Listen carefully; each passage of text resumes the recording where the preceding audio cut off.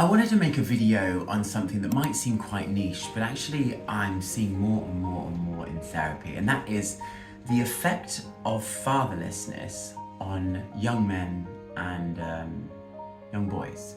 And when I say fatherlessness, I don't mean when parents just divorce. I mean more specifically when fathers negate their responsibility towards the family. They completely abandon the family.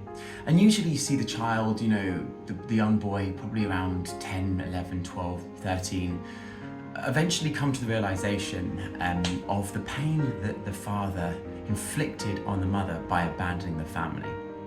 And that hurts so deeply, and the boy feels so powerless to that in that moment what he does is he decides that he will, as a coping mechanism and as a corrective mechanism, he will not cause that mum any stress, any problems, any bother at all.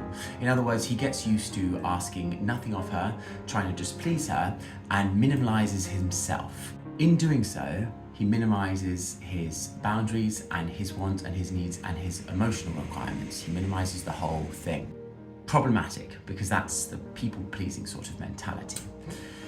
Definitely problematic later down the line when these boys eventually end up in relationships and they are of total utility to other people.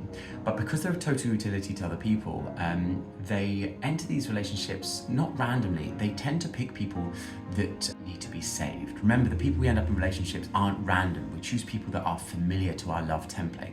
They pick people that need to be saved. In other words, they develop a saviour complex. They turn up as this knight in shining armour. I can save you, I can save you.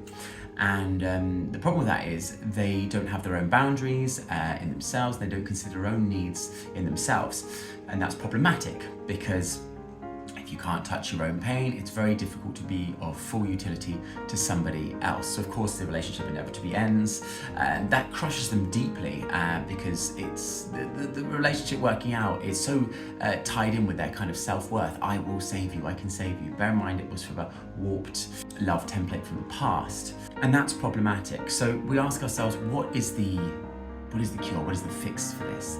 And it's this. It's touching base with that inner child, that inner boy who made that decision of, I'm going to be of total utility to my loved one, my partner, and I'm going to thank that inner child, say thank you so much for that template, but in fact it no longer serves us. The environment is completely different, things have changed now, and give it a bit of an update. And you do that by touching the pain. And you might say, okay, well, how do you feel about your dad? And maybe the response is, I don't care, I don't give a damn about him. But in reality, you cry a little more. And then there's a reaction, which is hate. I hate him. And then you pull that hate apart, and that hate is made up of anger, frustration, sadness, all of that, questions, why. And we want to come down to the child's level to ask and answer those questions and hear that child's pain. We want to thank it for the template and say, actually, this no longer serves us anymore. And that is how fatherlessness creates a saviour complex in boys and men later down the line. Take care. Enjoy the rest of your day.